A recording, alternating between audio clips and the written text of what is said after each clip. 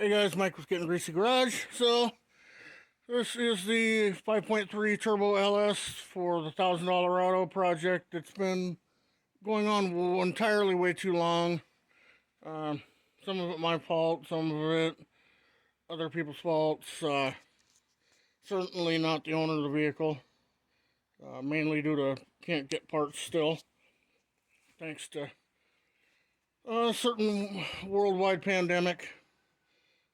Just everything just took longer and longer. Machine shop time took forever. So, anyway, got it all back together. This is how I brought it here to the shop from the truck. So yeah, it's missing a few parts, but the parts that I'm missing are with the vehicle.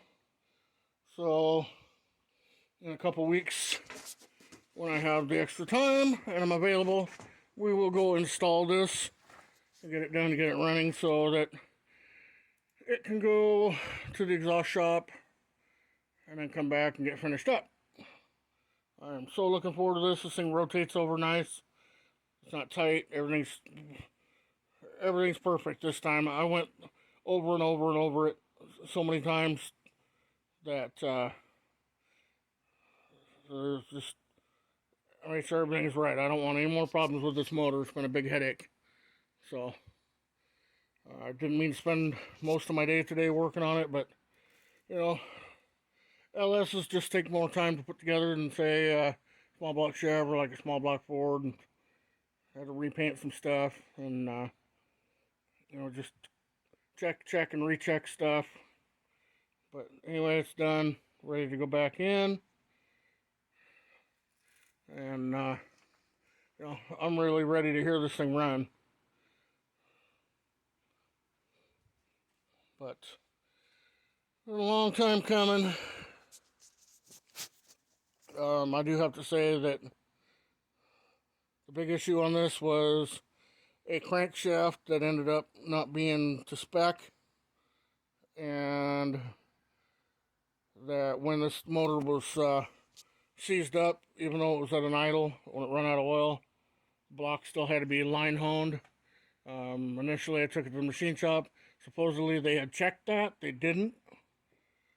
And so when I put it together, it was like 35 degrees in the shop.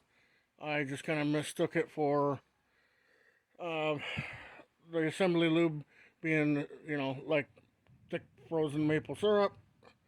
And in the end, it was just a little too tight to where it wouldn't actually spin over fast enough to create a crank signal at the crankshaft sensor. So, you know, upon taking it apart, all the bearings and everything were in good shape. One of them had a little bit of a rub spot, so, you know, it might have been one of them deals where had it run, it might have clearanced itself and been okay. But I'm glad that everything worked out the way it did and it came back apart so that I know it's right. I don't have to question anything anymore. Now I will say, if you're like me and, you know, you're doing a project like this, don't get in a time crunch and have to resort to some unknown, excuse me, crank regrinder or grinder, whatever you want to call them, crankshaft machinist on eBay. And, you know, I made a couple attempts to try to get a hold of the guy to see if he would make things right. That didn't go over so well. So the end result was I just sent this crank in again and had it turned to 20 on the mains and 20 on the rods. That way I know everything's, you know, right where it's supposed to be. So, you know, the biggest thing is trust your machinist. And, you know, that's harder and harder to do. I mean, this is a plain case of bad machine work, but, you know, everybody just goes online and buys everything. Hell, I'm guilty of it. Did it with this motor. At the time that I needed the crank, none of the local crank grinders had one. And everybody was, you know, 3, 4 months, 5 months out. during the peak of COVID to even machine one. Uh, so, but all these local machine shops are going out of business because all of us are going online and buying stuff. Same with like the speed shops and stuff where you would buy performance parts. Yeah, sure, things cost more money, there's a markup, blah, blah, blah. I mean, I don't need to explain how businesses need to make a profit to anybody. We all know that. But if we don't do business with them, they go out of business. And then you end up with subpar machine work or parts or etc., etc. Had I to do it all over again, I would have just waited, dropped the crank off the machine shop. Now, that being said, there still may have been an issue with the block. I don't know. Hard to say. But it's all correct now. But try to do business with your area businesses. Let's keep these people going. Everything's more expensive nowadays with inflation and just more expensive in general. But if we don't spend the money with local, they go away, and then we're just stuck with the junk that we can order online. So that's kind of all I got on that subject. But I'm really happy to have this thing back together. I had to step out of town for 10 days, so there hasn't been any videos in a bit. Going to be starting on the floor pans of the Fairlane, as you can see it in the background there.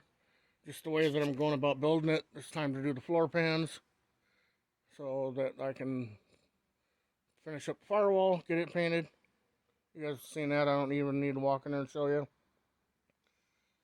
But, yeah, so just staying busy, as always. But the Turbo LS is complete. Next step, installation. Alright guys, that's enough out of me for now. If you would, please like, share, and subscribe. All that stuff's free, doesn't cost you a penny. Really helps out the channel. The channel's been growing a lot lately, and I'm grateful for that. This is my second go at a channel. And, it's, as a small YouTuber and a guy working in a shop by himself, I spend 10, 12 hours a day in the shop, and then I go home and spend anywhere from 2 to 4 hours trying to edit these videos for you guys. I'm no professional. I know I got a lot of learning to do still, but a subscription and a like here and there really shows me that people are interested in seeing what I'm doing, and I'm grateful for everybody that watches. So anyway, if you have any questions or comments, leave them down below, and I will do my best to answer them. And with that, we'll see you in the next one. Thanks for watching.